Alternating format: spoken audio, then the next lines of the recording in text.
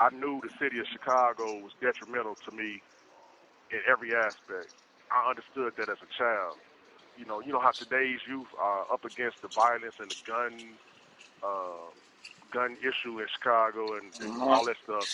I was in the world in the '90s, and I lived through the '70s and the '80s as a baby. So when the '90s hit, I understood what crack was and what a Uzi was and AK-47, and at my young African American mind was like, where are they getting fully automatic weapons from? Like, how do the guys in my neighborhood have access to carbines?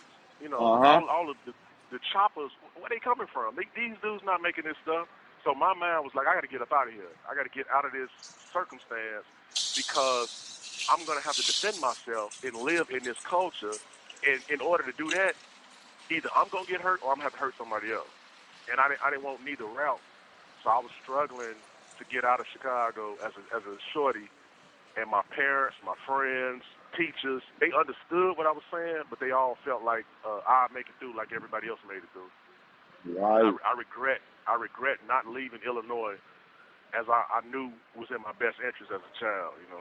And how old was you when you known what was going on at that young age like that as a kid? Like how old were you?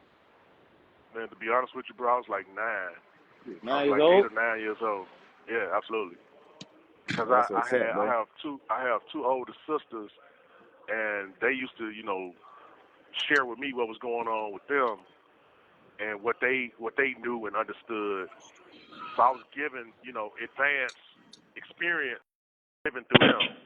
I would live vicariously through them. They'll come in the house like, yeah, the Tracy head up at the bus stop. Uh-huh. I'm like, man, that's crazy. Why would somebody shoot at some kids at the bus stop? As a kid, I'm thinking that. Yeah. And I would go to my parents and I would ask them, Questions. why would y'all put y'all kids in the school with shooting at? you know, won't you protect me better than these people? I get you.